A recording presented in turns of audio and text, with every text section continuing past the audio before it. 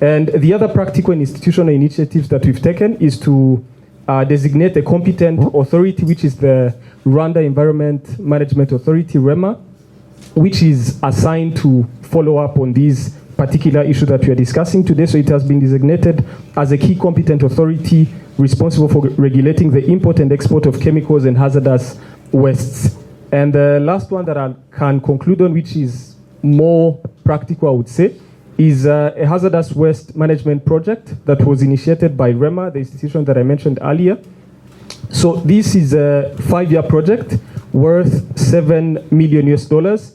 It's called the Hazardous Waste Management Project. It was launched in 2023, and its purpose is basically to protect human health and the environment from the harmful effects of chemicals like persistent organic pollutants, also known as POPs, the mercury, and also the polychlorinated biphenyls. You'll excuse me, I'm not a scientist, but what I've just mentioned.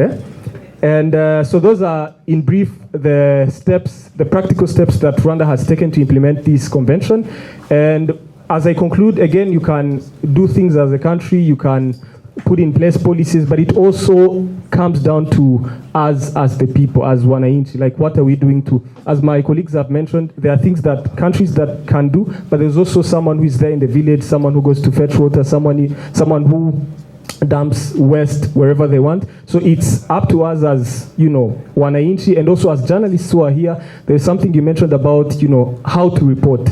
You can say hazardous waste, but if one asks you what are the examples of this waste, I'm sure few of us, including me, will be able to explain what these hazardous waste mean. If they tell you them, because as we normally say, they are not even the future leaders, but they are also the current leaders. So who knows, in the next 5 years or 10 years, you'll be the next Minister of Environment. If you already know what hazardous wastes are, if you already know what radioactive wastes are, you'll be able to now implement it and ensure that we have a continent that is free from these harmful wastes.